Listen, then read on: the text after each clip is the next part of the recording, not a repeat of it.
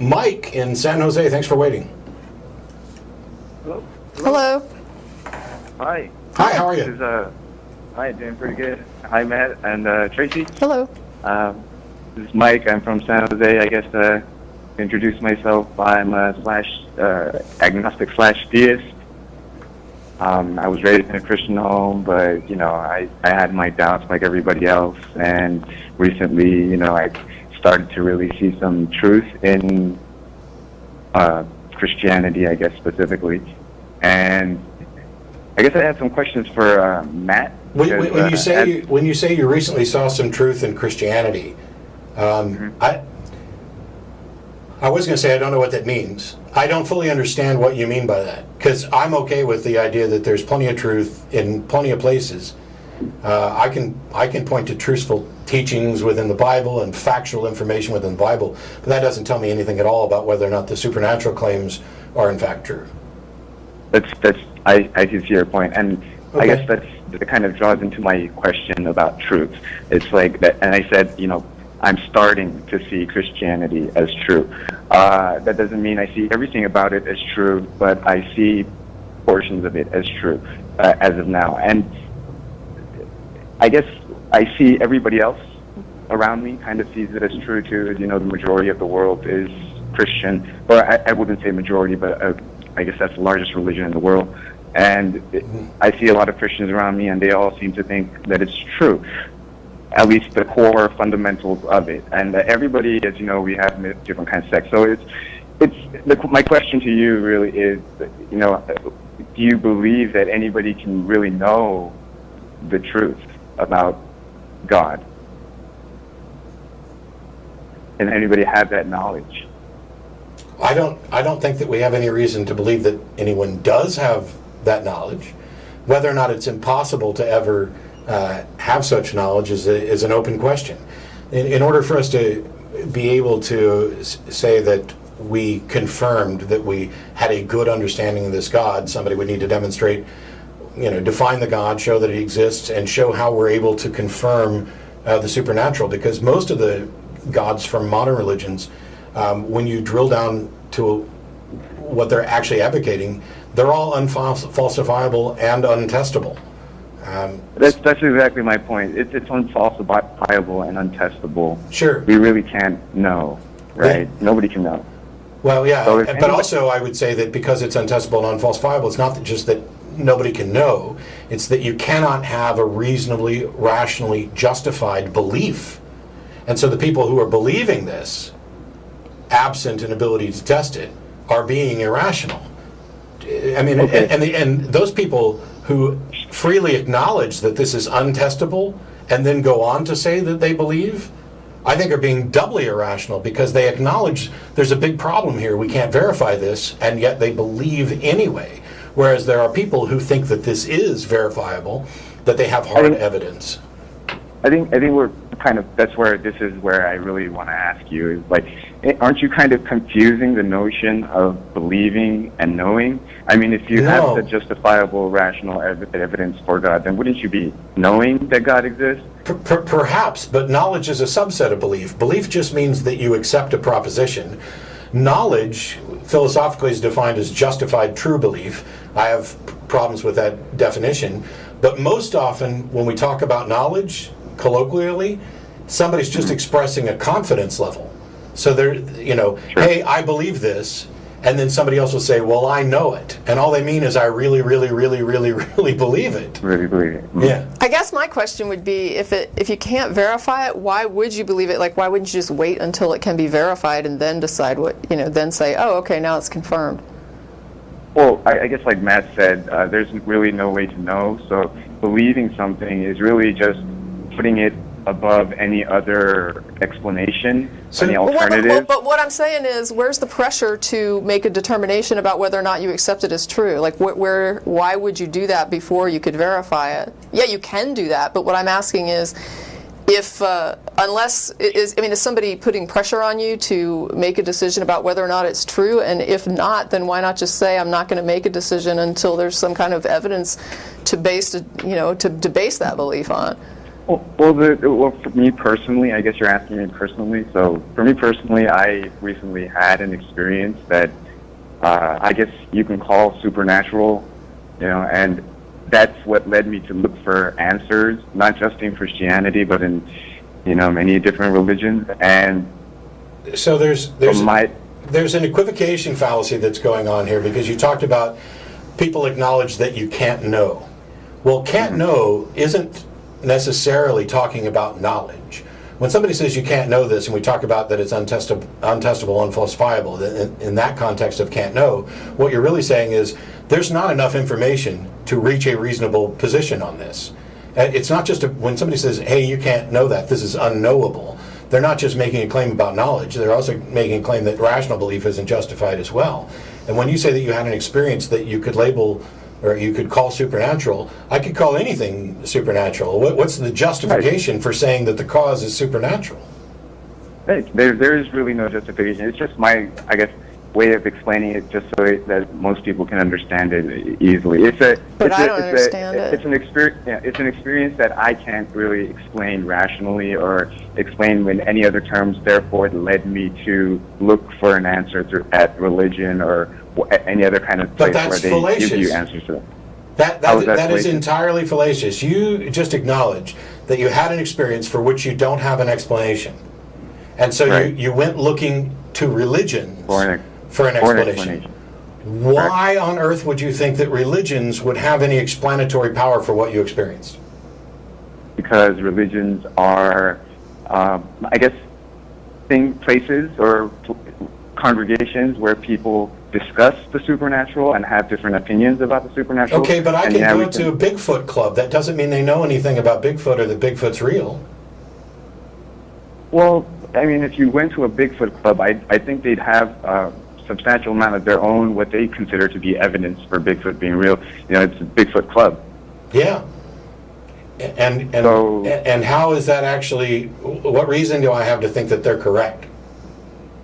I guess you would have to look at all of the evidence they present to you. I'm not in the Bigfoot club, so I can't really say that. But I can speak for Christianity. There's the Bible to start, and there's a lot of evidence within the Bible. There's evidence within the Bible? Because as far as I'm concerned, the Bible is a list of claims. Well, I guess, prophecy could be considered an evidential claim that if something happened. But it depends on really your interpretation. I really don't want to go that far because, like I said earlier, I'm not entirely believing that the Bible is the Word of God, first of all. I don't know. To make that clear. I get that you don't entirely believe it. I'm wondering why you believe it at all and what parts you do believe. Because I could see believing perhaps the historical accounts, which have been externally confirmed about, people, places, and things, but you seem to be believing it in part on supernatural claims, and I don't know what the justification. Specifically, I'm suggesting that I believe that a heaven exists.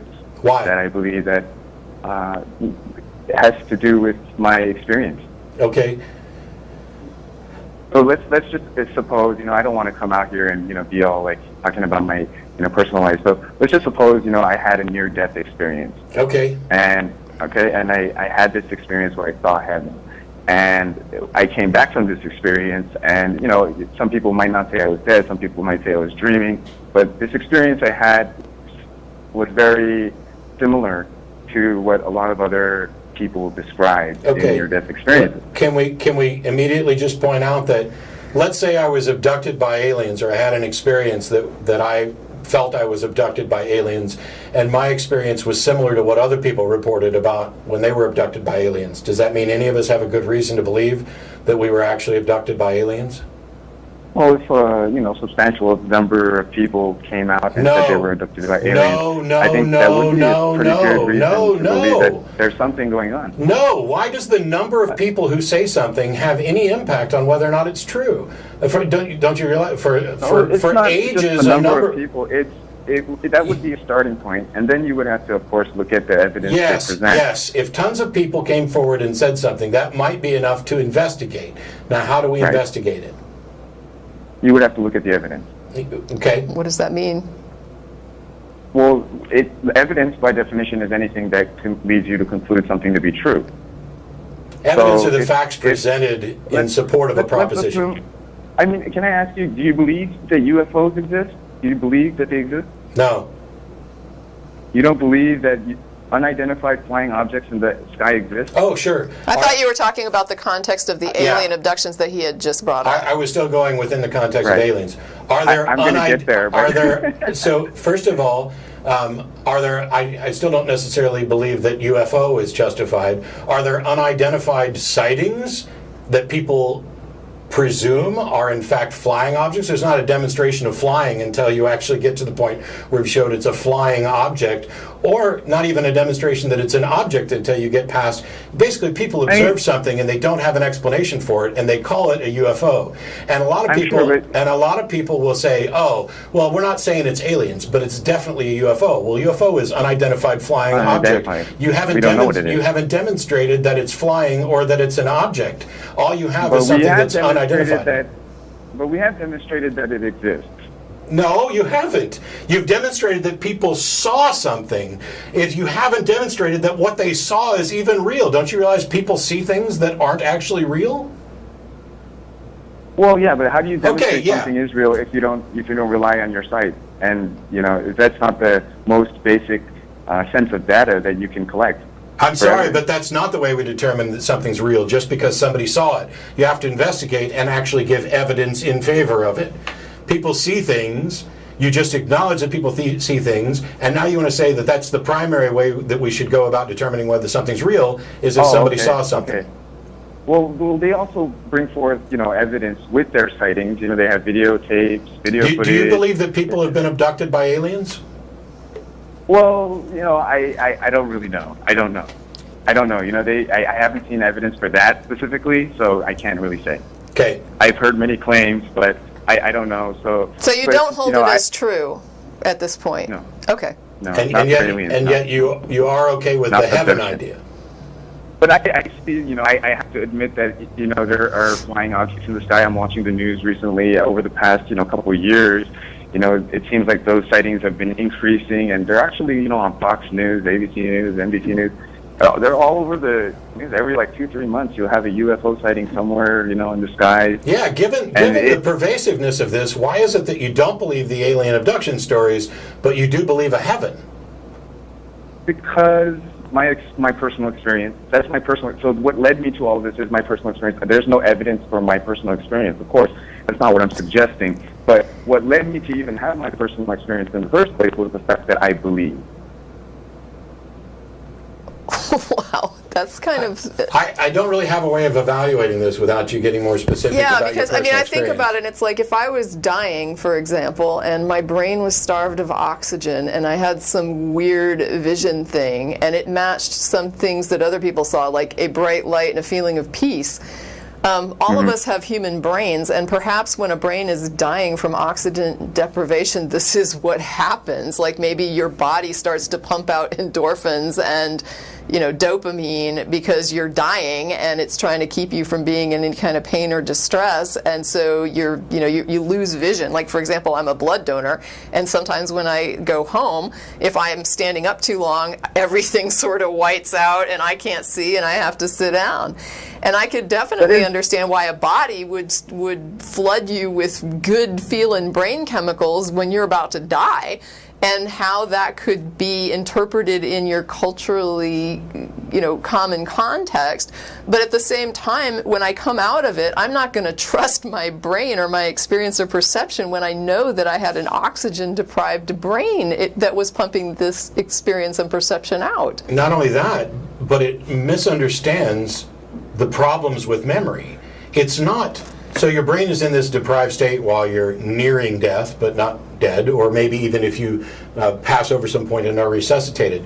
But the memory is formed after you actually revive. Right. And your brain is trying to make sense of a weird experience and creates a narrative for it. Yeah, the recall might not even be... So we've tested near-death experiences, we've tested the out-of-body experiences, and they fail. So...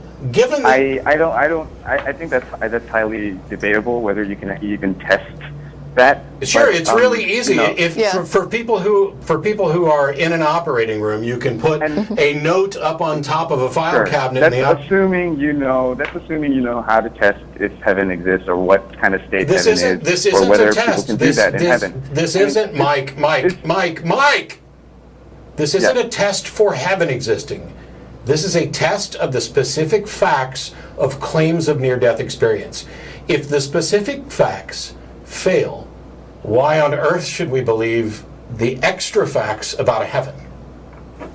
Well, you say facts, right? But these aren't facts. They're specific claims about heaven. So you can't test a claim if that claim is just from a witness or witness testimony about heaven. Yes, we have no. Kind of I agree. We have no way of investigating and confirming the existence of heaven. And I agree with Tracie as well. I'm sorry, Tracie. That's okay. That's a possible alternative explanation to. Okay, now which one is experience. actually requires more assumptions? I would believe that Tracie's requires more assumptions because it's pretty well known fact that heaven exists Tracie across. Wait, you say that Tracie's carries more assumptions because it's a pretty well known fact that heaven exists?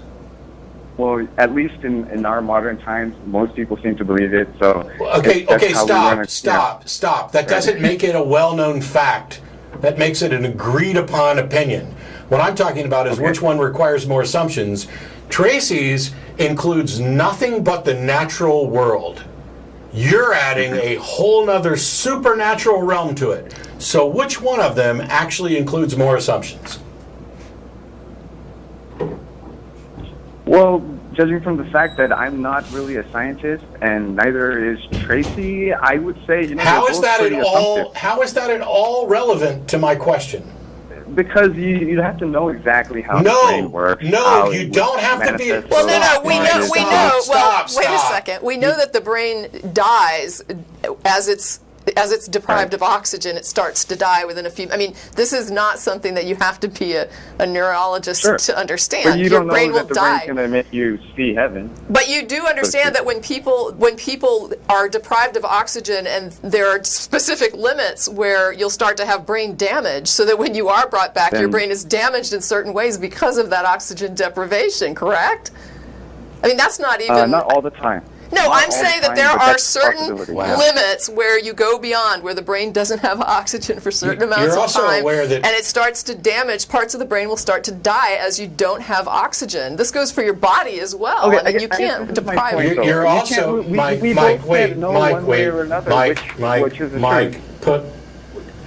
you're also aware that not everybody sees the same thing, that near-death experiences vary, and they don't even always tie to the same religious imagery, right? Did you put him on hold? For a particular imagery is a funny word because a lot of the near-death experiences that I've heard about, they don't really describe imagery at all. Okay, then you haven't remotely studied this. You just haven't. You do realize that people who are Catholic are more likely to see, you do realize that people who are Catholic are more likely to see the Virgin Mary and saints, and people who are Protestant are less likely to see those, and people who have near-death experiences from other religions are likely to see the imagery associated with their religion, right? Have you at least looked into it that far? I mean, I know it's possible that they can assume that's what they saw, and they come back and say, this is what I think I saw, but none of them claim that that is specifically what they saw and that they know it. You're wrong. You're just factually freaking wrong. You're just making shit up. Nobody comes back and says this. Yeah, they do. They come back and say all kinds of things like this. You're so desperate to find some way out of the logical arguments. We don't have to be a scientist. You don't have to be a scientist. You don't have to have any other understanding. We could hold you underwater to demonstrate the brain dies without oxygen, but it's like, I mean, at some point you just have to... It doesn't even matter. Yeah. It doesn't matter if we know anything at all about the brain. We don't have to know anything about science. All we have to do is look at the claims. And here we have a natural world where something unexplained has happened. And we are looking for explanations that fit as many of the facts as possible. Let's build a model that is the best explanation of those facts. Do Tracie or I or any scientist on the planet are we absolutely sure that near-death experiences where people see an afterlife, see a heaven, are false? No. And that's not what anybody's claiming. But you have looked at this based on your own experience and decided, the best explanation is for me to take this natural world and add a whole nother supernatural element to it. That hasn't been demonstrated yet. That hasn't been demonstrated. That you agree there's no mechanism by which we can investigate it. It becomes an unfalsifiable proposition. And your justification for this is that other people have made this same mistake in reason. That other people have these beliefs. And every time we try to point out some of this, it's, well, you guys aren't scientists. Okay, it's not relevant. What's relevant is the logical argument and the evidence supporting it. That's it. That's all that's ever relevant. The logical arguments and the evidence supporting it. And when you can expose that the logical argument supporting something is fallacious, then the conclusion is we have no way of telling if the conclusion is true or not from that logical argument. We have no way of telling. And if you then say, well, I'm going to believe it because it just seems true to me, then you're demonstrating that you don't actually care about what's true. You care about what feels good.